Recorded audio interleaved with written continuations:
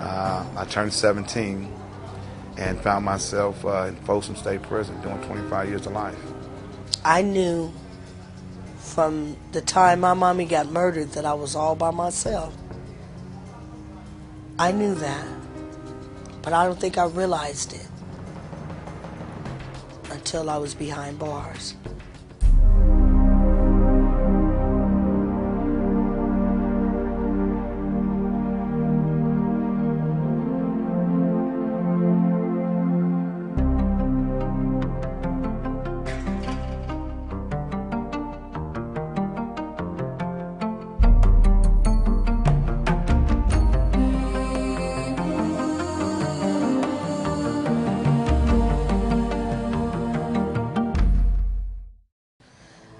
I went through so much abuse from my own biological father, the physical, the sexual, then even in the foster homes, the physical abuse. You know, all my life I've used drugs to cover up the pain.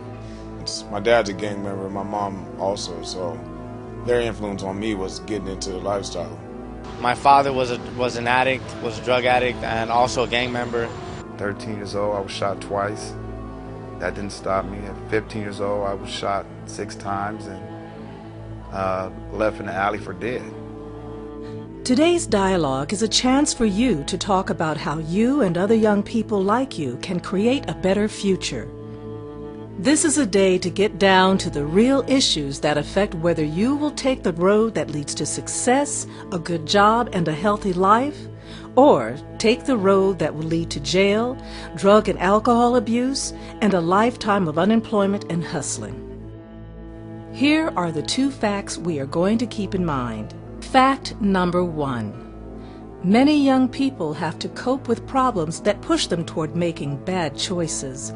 Some of these problems include physical and/or sexual abuse, no role models of good adult behavior going back generations, a lot of drugs and alcohol in the house or neighborhood, bad schools and teachers, pressure to join gangs.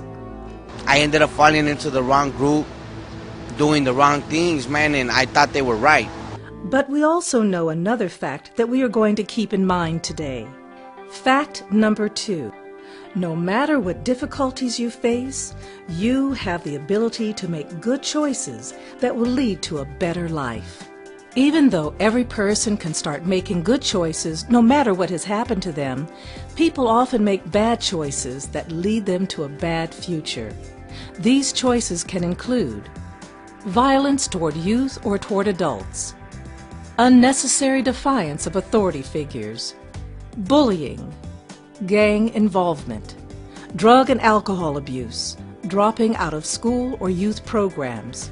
In our No Excuses dialogue today, we will hold the following ideas in our minds at the same time. Young people face a lot of problems that lead to bad choices. And each person can start making good choices no matter what problems they have had. I can't name one person right now. I can't name none of my homies, none of my friends, anybody that said they love jail, they love prison.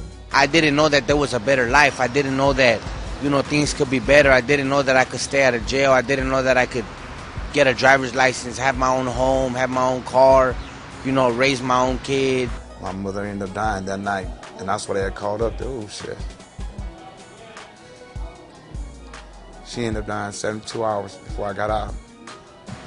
We may think we have friends, man, like we got people we drink with, we get high with, we go party with, we go out with girls with, man, like girls are very intriguing, man, when they're all gone, like you're still here with yourself.